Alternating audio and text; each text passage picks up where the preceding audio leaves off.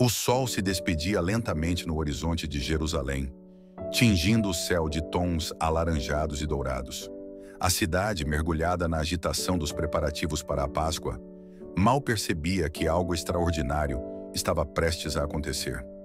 Enquanto muitos judeus se reuniam com suas famílias para relembrar o livramento do Egito, Jesus se movia com um propósito mais profundo.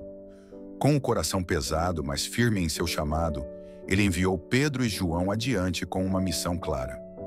Ide à cidade e encontrareis um homem levando um cântaro de água. Os dois discípulos, embora intrigados, obedeceram prontamente.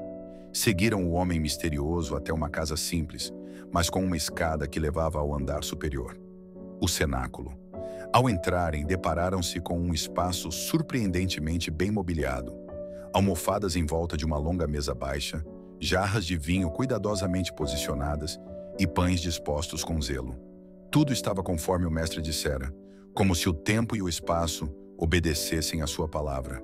A presença de Deus já parecia habitar aquele lugar. Pouco depois, os demais discípulos chegaram um a um. O ambiente era sagrado, mas também silencioso, quase pesado. Jesus entrou por último e, naquele momento, o tempo pareceu parar. Seus olhos encontraram os dos seus amigos e um silêncio profundo pairou. Eles não sabiam, mas estavam prestes a participar da última refeição com o Salvador antes de sua paixão. O olhar de Jesus transmitia amor, compaixão, mas também uma dor contida. A dor de quem ama até o fim, mesmo sabendo da traição e da cruz. Jesus se aproximou da mesa e permaneceu em pé por um momento, observando cada um dos seus. Pedro, com seu ímpeto de sempre, parecia inquieto. João, com olhar terno, se aproximou mais dele. Judas, por outro lado, evitava o contato visual, como se o peso do que carregava fosse mais do que podia suportar. Era o início do cumprimento da promessa feita por Deus desde o Éden. A ceia era mais que uma tradição. Era o anúncio do cordeiro que seria imolado. A atmosfera estava impregnada de eternidade. Enquanto os discípulos se acomodavam ao redor da mesa, murmurinhos discretos surgiam entre eles. Quem seria o maior no reino que Jesus tanto falava? Essa velha discussão ressurgia como uma sombra entre corações ainda marcados pela vaidade humana.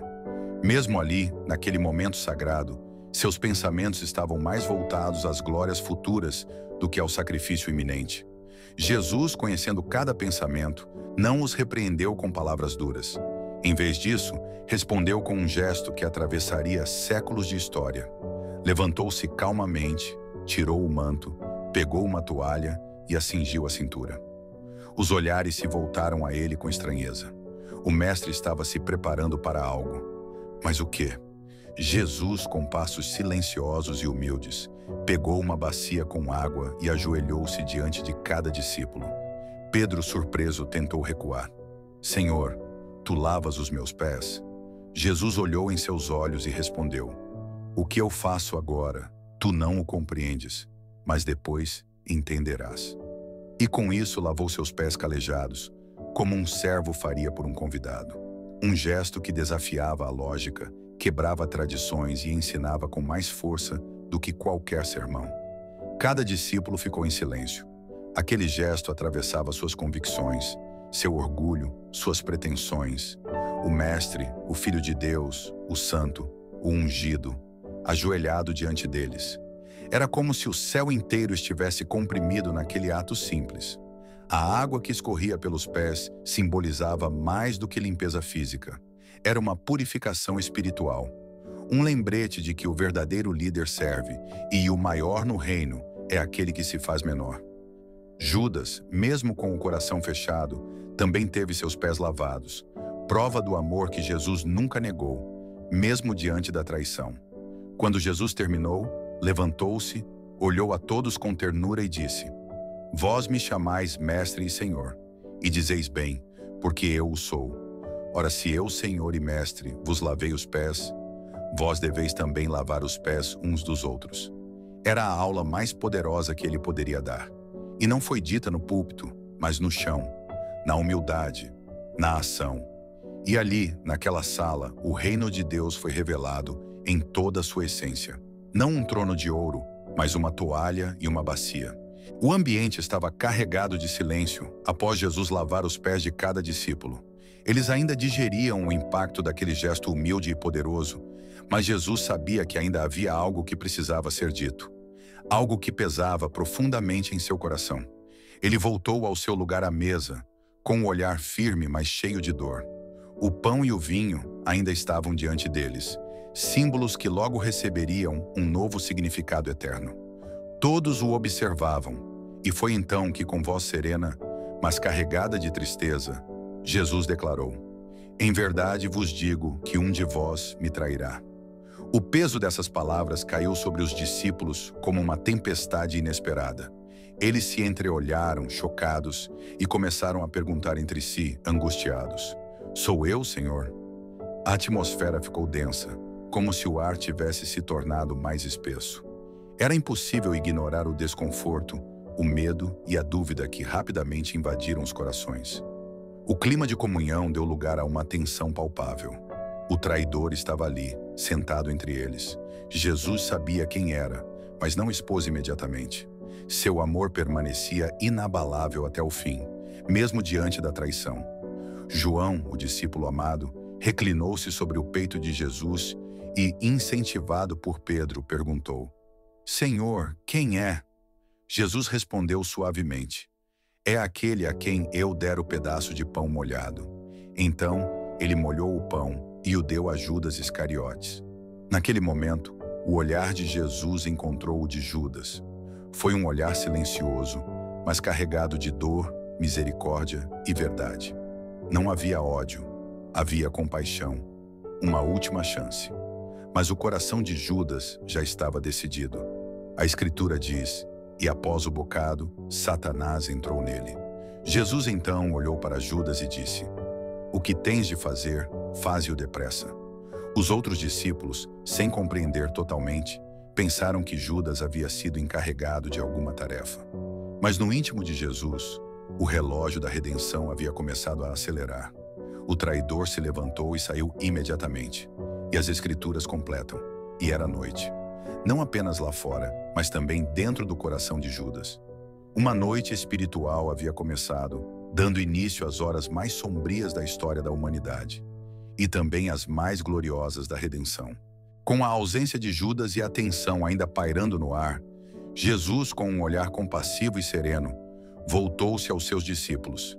Ele sabia que o tempo era curto e que cada palavra agora seria uma semente eterna no coração dos seus amigos mais próximos. A traição havia sido revelada, mas agora era o momento de plantar o que ele mais desejava ver florescer no mundo: o amor verdadeiro. O ambiente ainda era o cenáculo, mas parecia que o céu havia se aproximado da terra naquele instante. Jesus falou com autoridade divina, mas com a ternura de um pai prestes a se despedir de seus filhos. "Um novo mandamento vos dou, que vos ameis uns aos outros, assim como eu vos amei, que também vos ameis uns aos outros." Essas palavras ecoaram na alma dos discípulos como um trovão suave. Era mais do que uma instrução, era uma convocação. Jesus não apenas ensinava com palavras, mas com exemplo. Ele os havia servido, caminhado com eles, chorado, curado, ensinado, e agora estava prestes a entregar sua vida por amor. A nova identidade do reino que ele inaugurava não seria marcada por aparência, força ou status, mas pelo amor sacrificial, prático, visível e incondicional. Jesus continuou: "Nisto conhecerão todos que sois meus discípulos, se tiverdes amor uns pelos outros." Esse amor não seria apenas um sentimento, mas uma prática diária, uma revolução silenciosa. Naquele momento, cada discípulo percebeu que ser seguidor de Jesus exigiria mais do que presença física. Exigiria viver como ele viveu, amar como ele amou, perdoar como ele perdoou. Eles ainda não compreendiam plenamente o que aquilo significava, mas sabiam que essas palavras jamais poderiam ser esquecidas. Jesus estava formando uma comunidade onde o amor seria a marca registrada, a verdadeira prova de quem pertence a ele. E, mesmo com a sombra da cruz se aproximando, Jesus escolheu o amor como seu legado. Ele não deixou uma espada, um trono ou um exército, mas um mandamento eterno. E esse mandamento, ecoando daquele cenáculo para o mundo inteiro, continua até hoje sendo o maior sinal de que o reino de Deus está entre nós. Porque onde há amor, ali está Cristo. Onde há perdão, ali habita o Espírito. E onde há compaixão, a cruz continua viva. Após anunciar o novo mandamento do amor, Jesus voltou seu olhar para Pedro, o discípulo fervoroso, impulsivo, aquele que tantas vezes falava antes de pensar.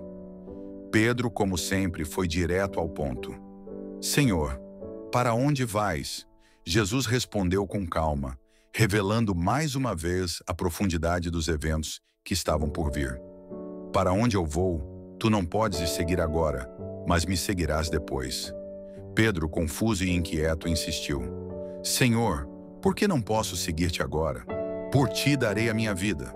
Seu tom era sincero, quase desesperado, tomado pela vontade de provar seu amor e lealdade. Jesus, com um misto de tristeza e ternura no olhar, o interrompeu com uma profecia cortante e inesperada. Darás a tua vida por mim? Em verdade te digo, o galo não cantará antes que me tenhas negado 3 vezes. O silêncio caiu como uma pedra no cenáculo. Pedro, que sempre fora o mais ousado, agora parecia um menino perdido, encarando a própria limitação diante da grandiosidade da missão de Jesus. Aquela frase não foi uma condenação, mas uma revelação da fragilidade humana. Jesus conhecia o coração de Pedro, sabia da sua paixão, da sua coragem, mas também da sua vulnerabilidade. Era como se dissesse, mesmo você, Pedro, tão forte por fora, vai cair, mas eu ainda o amo, e depois da queda, te levantarei. Era mais uma lição viva. O discipulado não se constrói sobre perfeição, mas sobre dependência e graça. Essa cena nos mostra que o amor de Cristo não é condicionado à nossa força ou fidelidade, mas é um amor que prevê nossa fraqueza e, ainda assim, nos abraça com misericórdia. Pedro ali representava todos nós, imperfeitos, mas chamados, frágeis, mas amados. E naquele instante, mesmo sem entender tudo, Pedro foi marcado por uma palavra que o seguiria até o fim de seus dias: a graça de um mestre que ama mesmo quando falhamos. Após a comoção entre os discípulos, Jesus ergueu os olhos aos céus. Uma calma reverente tomou conta do cenáculo, como se o ambiente tivesse sido tocado por algo divino. Era como se o tempo tivesse parado, como se o mundo silenciasse diante daquele momento sagrado.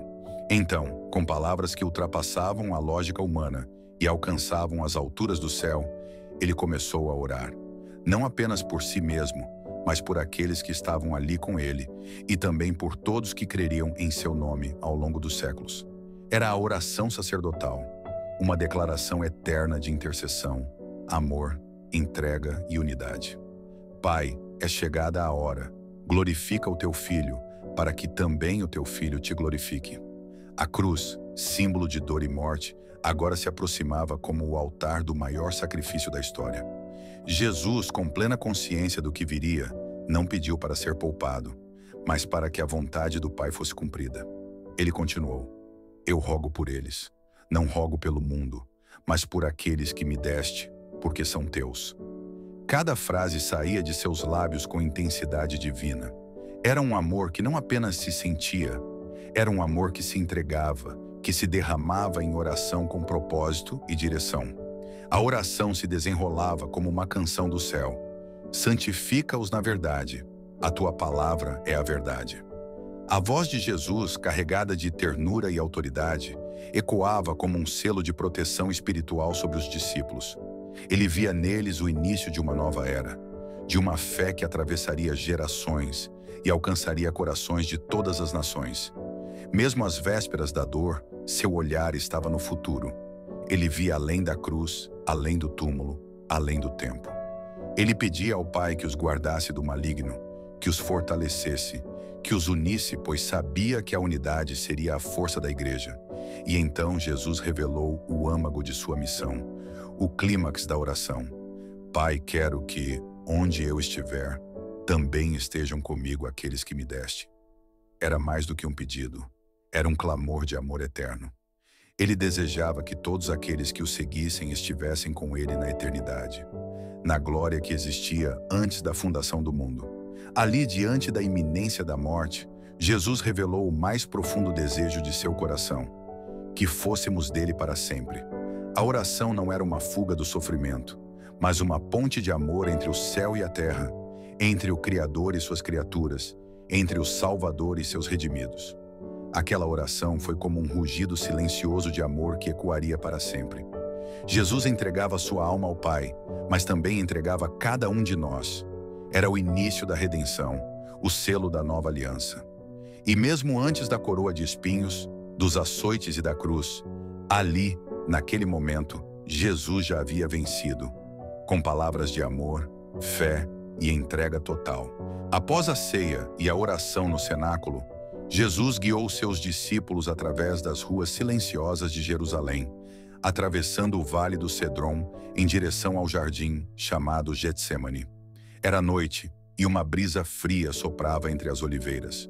O silêncio era denso, quase palpável, como se a natureza estivesse consciente do que estava prestes a acontecer.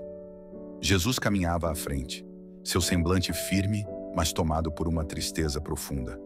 Ele sabia que ali, naquele jardim, o maior peso do universo recairia sobre seus ombros. Ao chegarem ao local, Jesus pediu que os discípulos ficassem e orassem. Levou consigo Pedro, Tiago e João, seus amigos mais próximos, e então começou a se afastar, ficando a certa distância. O peso do momento começava a se manifestar fisicamente. Suas mãos tremiam, seu corpo vacilava, suas emoções transbordavam em aflição. Ele revelou aos três: a minha alma está profundamente triste, até a morte. Ficai aqui e vigiai comigo. Mas nem mesmo seus amigos mais íntimos conseguiam compreender o que se passava em seu espírito. Sozinho, Jesus se ajoelhou entre as pedras do jardim. A grama úmida tocava suas vestes, e as sombras das oliveiras se projetavam sobre o chão como espectros silenciosos. Suas palavras, quase sussurradas, cortaram o véu da eternidade. Pai, se possível, afasta de mim este cálice. Era o clamor da humanidade, o grito do homem diante do sofrimento iminente. Mas em meio à dor, emergia o espírito do Cordeiro obediente. Todavia, não seja como eu quero, mas como tu queres. Nesse momento, o céu se inclinou para ouvir o Filho, e a terra se calou diante da submissão perfeita. A angústia se intensificava. O peso do pecado do mundo inteiro esmagava seu coração. Seu suor tornou-se como gotas de sangue caindo sobre a terra. A ciência chama isso de hematidrose, o rompimento de capilares por estresse extremo. Mas aquilo não era apenas biologia, era espiritualidade em seu nível mais profundo. Jesus estava sendo esmagado espiritualmente antes mesmo de ser tocado fisicamente. Um anjo foi enviado do céu para fortalecê-lo, mas o sofrimento não cessou. Apenas foi abraçado com ainda mais coragem. Ao retornar aos discípulos, encontrou-os dormindo. Mesmo após o aviso, mesmo diante da urgência, eles não conseguiram vigiar. Isso cortou ainda mais o coração de Jesus. Nem por uma hora pudestes vigiar comigo? Perguntou. Mas ele não os repreendeu com dureza, apenas com amor e tristeza. Voltou a orar, uma segunda vez, depois uma terceira. E a cada oração seu espírito se rendia ainda mais ao plano do Pai. Ali, no Getsêmani, Jesus venceu a maior de todas as batalhas, a de entregar sua vontade, seu ser e sua vida por nós. O silêncio do Getsêmani foi rompido pelo som de passos apressados, tochas acesas tremulando no escuro e o tilintar metálico de espadas e lanças. Uma multidão se aproximava. Soldados romanos, guardas do templo, líderes religiosos, guiados por alguém conhecido. Judas Iscariotes. À frente de todos, com o rosto encoberto pela sombra da noite, Judas caminhava com determinação falsa e olhar perturbado. Jesus, ainda de joelhos, ergueu-se lentamente. Seu olhar era calmo, mas firme, como quem sabia que a hora havia chegado. Os discípulos, sonolentos e confusos, despertaram assustados ao verem o grupo armado invadindo o jardim. Pedro puxou a espada com ímpeto, pronto para lutar, mas Jesus permaneceu imóvel. Judas se aproximou dele com passos calculados. Sem hesitação, cumpriu o combinado. Aproximou-se de Jesus, chamou-o de mestre e o beijou no rosto. Era o sinal da traição. Naquele simples gesto, selou-se o início do sacrifício do Cordeiro de Deus. Jesus olhou profundamente nos olhos de Judas. Com voz serena e ao mesmo tempo cheia de dor, perguntou: Judas, com um beijo traz o filho do homem? Não havia ódio em sua voz, apenas tristeza. Aquilo não era surpresa para ele. Ele sabia desde o início que seria entregue. Mas ver a traição acontecer diante de si, pelas mãos de um amigo, feriu-o de forma profunda e silenciosa. Os soldados se aproximaram com pressa. Pedro, em um impulso de proteção e desespero, golpeou um dos servos do sumo sacerdote, decepando-lhe a orelha. Mas Jesus interveio. Tocou o homem ferido. Malco era seu nome, e o curou instantaneamente. Mesmo ali, sendo preso injustamente, Jesus demonstrou misericórdia. Depois virou-se para Pedro e disse: Guarda a tua espada. Quem vive pela espada, morrerá por ela. Seu reino não era deste mundo. Sua vitória não viria pela força das armas, mas pelo poder do amor e da entrega. Jesus então se entregou voluntariamente. Não resistiu. Permitiu que os soldados o algemassem. Seus discípulos, tomados pelo medo, fugiram para não serem presos. O Messias ficou sozinho, cercado pelos inimigos, mas revestido de paz. Sabia que era necessário. Sabia que era o começo da redenção da humanidade. Enquanto era levado sob a luz das tochas e olhares de ódio, sua alma permanecia firme, pois ele havia decidido no Getsêmani, iria até o fim por amor a nós. Levado sob a escuridão da noite, Jesus foi conduzido ao palácio do sumo sacerdote Caifás. Ali, já o aguardavam membros do Sinédrio, preparados para um julgamento apressado, ilegal e cheio de mentiras. Jesus, ainda com os pulsos amarrados, caminhava com passos firmes. Havia sofrido a traição, fora abandonado pelos amigos e, agora, seria humilhado por aqueles que deveriam zelar pela justiça. Seu rosto já começava a mostrar sinais do cansaço e da dor, mas seus olhos permaneciam cheios de propósito. As testemunhas apresentadas diante dele foram falsas, suas palavras contraditórias. Buscavam algo que o incriminasse, que desse base legal para a execução que já estava decidida em seus corações. Jesus permaneceu em silêncio. Não se defendeu, não argumentou. Sua quietude gritava mais alto que qualquer acusação. O sumo sacerdote, irritado com a calma de Jesus, levantou-se e perguntou diretamente: Tu és o Cristo, o Filho de Deus? E Jesus respondeu com firmeza: Eu sou. E vereis o Filho do Homem assentado à direita do Todo-Poderoso e vindo sobre as nuvens do céu. Essas palavras soaram como blasfêmia para os religiosos cegos pelo poder.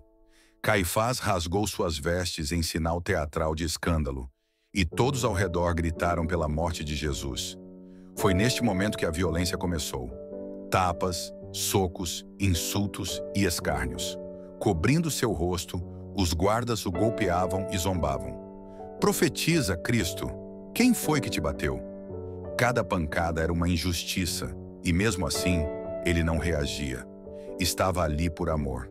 Cada humilhação fazia parte do plano eterno. Pedro, de longe, acompanhava tudo. Tentava se esconder na multidão, mas foi reconhecido por uma serva. Você também estava com ele? 3 vezes Pedro negou conhecer Jesus. 3 vezes o medo o dominou. E quando o galo cantou, o olhar de Jesus encontrou o de Pedro. Um olhar profundo que não acusava, mas perdoava. Pedro, tomado pela culpa, saiu e chorou amargamente. Era o cumprimento exato do que o Mestre havia predito. Mesmo traído e abandonado, Jesus continuava a amar. Naquela noite longa e escura, Jesus foi declarado culpado sem culpa. Foi julgado por homens que se diziam justos, mas agiam com crueldade. E mesmo assim, ele se manteve em paz. Ele sabia que essa dor era o preço da nossa salvação. Cada gota de sofrimento estava carregada de redenção. A noite da injustiça estava apenas começando, mas a vitória da cruz já se desenhava no horizonte. O dia havia amanhecido, mas a escuridão espiritual sobre Jerusalém ainda era densa. Jesus, agora ensanguentado e esgotado pela violência sofrida durante a noite, foi levado diante de Pôncio Pilatos, o governador romano. Pilatos, ao ver Jesus, percebeu algo incomum. Ele não parecia um criminoso. Sua presença era serena, sua postura era digna, e mesmo em meio à dor, havia majestade em seu olhar. Ao interrogá-lo, Pilatos ficou ainda mais inquieto. Não encontrou nele nenhuma culpa.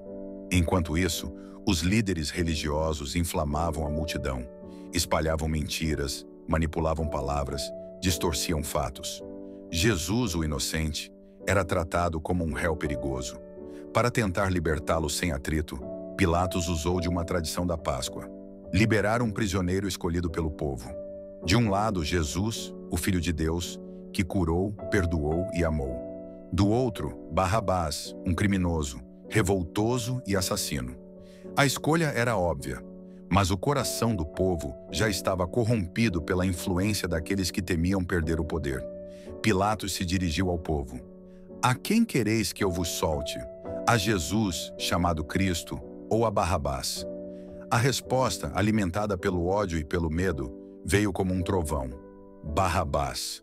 Assustado, o governador tentou argumentar: e que farei então com Jesus, chamado Cristo? E a multidão, agora ensandecida, respondeu sem hesitar: crucifica-o. O grito se repetia, ganhava força, crescia como uma tempestade de fúria. Crucifica-o, crucifica-o. Pilatos, lavando as mãos diante de todos, declarou: estou inocente do sangue deste justo. Mas em seu íntimo, ele sabia: era covardia. Jesus, o inocente, foi condenado no lugar de um culpado. Um símbolo poderoso da redenção que viria. Mesmo diante da injustiça mais brutal, ele permaneceu em silêncio, como cordeiro diante dos seus tosqueadores. Sua missão estava prestes a atingir o clímax. Cada dor, cada lágrima, cada golpe, tudo fazia parte do plano de salvação. A cruz que se aproximava seria não um fim, mas o início da maior vitória que o mundo já viu. A jornada de Jesus avança para os momentos mais intensos e comoventes de sua missão. Neste capítulo, testemunhamos a profundidade do amor dele na última ceia, o peso esmagador da traição de Judas e a agonia que rasgou sua alma no Getsêmani. Vimos o Filho de Deus ser injustamente preso, abandonado, espancado, humilhado e finalmente condenado em um julgamento manipulado e covarde. Mas mesmo diante da maior injustiça, Jesus permaneceu firme. Ele escolheu o silêncio e o perdão. Ele escolheu a cruz. Você sentiu essa mensagem no coração? Então compartilhe, curta, comente com um amém se essa palavra tocou você e inscreva-se no canal Fé Viva para não perder nenhum episódio desta jornada poderosa pela vida de Jesus. Escreva nos comentários: eu escolho Jesus, mesmo quando o mundo escolhe Barrabás. E prepare-se para o próximo episódio: o julgamento do inocente, sofrimento e crucificação. Nele acompanharemos os momentos mais dolorosos da jornada de Jesus, quando o Filho de Deus carrega a cruz do mundo e transforma a dor em redenção. Um capítulo forte, profundo e inesquecível. Ative o sininho e esteja pronto para mergulhar nesse momento decisivo da salvação.